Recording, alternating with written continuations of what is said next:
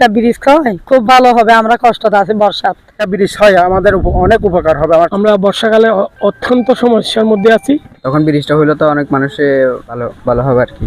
চকরিয়ায় মৃত্যুর ফাঁদে পরিণত কাঠের পুল, জীবনের ঝুঁকিতে প্রতিদিনের যাতায়াত। আলামিন রিফাতের প্রতিবেদনে বিস্তারিত। কক্সবাজারের চকরিয়া উপজেলার পূর্ব সিরাজপুরের মানিকপুর এলাকার মাথামহরে নদীর উপর নির্মিত জরাজীর্ণ কাঠের পুলটি এখন এলাকাবাসীর জন্য এক প্রকার মৃত্যুর ফাঁদে পরিণত হয়েছে। দীর্ঘদিন ধরে স্থানীয় সেতুর অভাবে স্থানীয়রা বাধ্য হয়ে জীবনের ঝুঁকি নিয়েই নড়েবড়ে পোল দিয়েই প্রতিদিন চলাচল করছেন। প্রতিদিন স্কুলগামী শিক্ষার্থী, কর্মজীবী মানুষ এবং অসহায় সাধারণ পথচারীদের জন্য এটি যেন এক আতঙ্কের নাম। সামান্য অসাবধানতা বা পা পিছলে যে কোনো সময় ঘটতে পারে ভয়াবহ দুর্ঘটনা। তবুও বিকল্প কোনো পথ না থাকায় এই ঝুঁকিপূর্ণ পথই তাদের একমাত্র ভরসা। মানিকপুর সুরাজপুরের দীর্ঘদিনের একটা বিশাল সমস্যা। এখানে যখন বর্ষা আসে নদী পারাপার হতে সীমাহীন কষ্ট করতে হয় আমাদের। বিগত সরকার 15-17 বছর ধরে এই ব্রিজটা করার জন্য কোনো উদ্যোগ আমাদের এলাকাবাসী কোনোদিন দেখে নাই। এখন আমরা সম্পূর্ণ আশাবাদী আমাদের মাননীয় স্বরাষ্ট্রমন্ত্রী, সবার প্রাণপ্রিয় সালাউদ্দিন ভাই, এই এলাকার এমপি, একমাত্র ওনার দ্বারাই সম্ভব।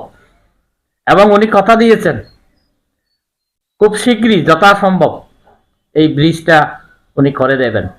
উনিই পারবেন, উনি ছাড়া এখানে আর কেউ করার মতো এরকম লোক এই কক্সবাজার জেলায় আছে বলে আমার মনে হয় না।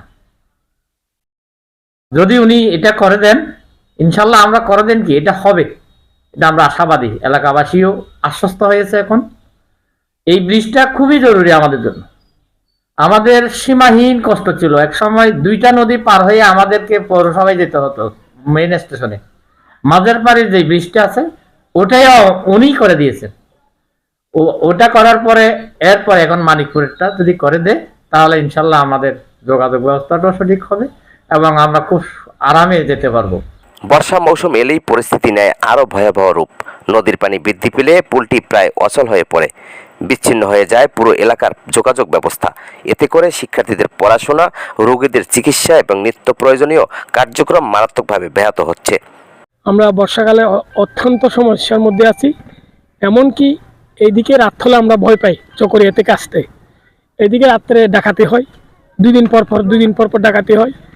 আর এখানে কোনো পুলিশ ক্যাম্প নেই, আর্মি ক্যাম্প নেই। এখানে আমাদের মাননীয় স্বরাষ্ট্রমন্ত্রী আমাদেরকে ওই ওয়াদা করেছেন এখানে করবে, এবং অলরেডি কাজ মনে হয় শুরু হয়ে গেছে। টেন্ডার সামনে হয়েছেও মনে হচ্ছে, এরকম মানে শুনছি আর কি। মানে কাজ অতি তাড়াতাড়ি শুরু করবে। ফ্যামিলি থেকে যদি আপনি সদস্য 5 জন করে সদস্য ধরেন, মিনিমাম 1 লাখ মানুষ কি হবে, উপকৃত হবে। যে আমাদের খুবই কষ্ট হচ্ছে এদিকে পারাপার করতে, বর্ষায় কষ্ট হয়। আমাদের ছেলে মেয়েরা স্কুলে যাওয়া আসা করতে পারে না। আমাদের ব্রিজটার খুবই প্রয়োজন। ইনশাল্লাহ স্বরাষ্ট্রমন্ত্রী মহোদয় সাহেবের কাছে খুবই অনুরোধ জানাচ্ছি যেন দ্রুত আমাদের এই ব্রিজটা ইনশাল্লাহ তাড়াতাড়ি করে দেয়। করে দিলে আমরা খুবই আনন্দিত হব। আমাদের এলাকার লোকজন খুবই ইনশাল্লাহ এই ব্রিজের মাধ্যমে উপকৃত হবে। এখন যে মানুষও হয়রানি হচ্ছে, কষ্ট পাচ্ছে, তখন ব্রিজটা হইলে তো অনেক মানুষে মনে করেন ভালো ভালো হবে আর কি। আমাদের যদি এখানে একটা ব্রিজ হয় খুব ভালো হবে। আমরা কষ্টতে আছি, বর্ষাত নৌকা নিয়ে চলাফেরা করতে হয়, মানে যাতায়াত করতে কষ্ট হয়। আমরা অনেক যাতায়াতের মধ্যে অনেক কষ্টতে আছি, অনেক দুর্বল জায়গা। এই যে পানি বাড়ি আসছি, এই নদীর মধ্যে একটা কাঠের ব্রিজ হয়েছে। এই কাঠের ব্রিজ বৃষ্টি হলে যদি চলে যায়, আমরা ওদিক দিয়ে পাহাড়ের দিক দিয়ে আসতে হয়। এখানে ডাকাতের ভয়ে আসতে পারে না, লোকজনের অনেক কষ্ট পাচ্ছে। যদি একটা ব্রিজ হয় আমাদের অনেক উপকার হবে। আরো বেশি কষ্ট হয় এই ধরনের বৃষ্টির সময়। এই ব্রিজ করে দিলে আরো আমাকে দেওয়া হয়েছে। বৃষ্টির দিনে খুব কষ্ট হয় যখন নদী হাল বাড়ে। ব্রিজ করে দিলে জনগণের এলাকার জনগণের খুব উপকার হবে। হ্যাঁ, ভালো হবে। একটা এলাকার লোকজন অনেক শান্তিতে যাতায়াত করতে পারবে। স্থানীয়দের অভিযোগ, বারবার সংশ্লিষ্ট কর্তৃপক্ষের দ্বারস্থ হলেও তাদের এই দুর্ভোগের স্থায়ী সমাধান এখন দৃশ্যমান কোনো উদ্যোগ নেওয়া হয়নি। বছরের পর বছর ধরেই উপেক্ষিত থেকে যাচ্ছে হাজারো মানুষের নিরাপত্তা ও জীবনযাত্রার প্রশ্ন। এলাকাবাসীর ক্ষোভ, আর কত অপেক্ষা? অবিলম্বে এখানে একটি টেকসই ও নিরাপদ সেতু নির্মাণ না হলে যে কোনো সময় বড় ধরনের দুর্ঘটনা ঘটতে পারে। দ্রুত কার্যকর পদক্ষেপ গ্রহণের জন্য সংশ্লিষ্ট কর্তৃপক্ষের জরুরি হস্তক্ষেপ কামনা করছেন ভুক্তভোগীরা। 16 বাংলা টিভি, আবহমান বাংলার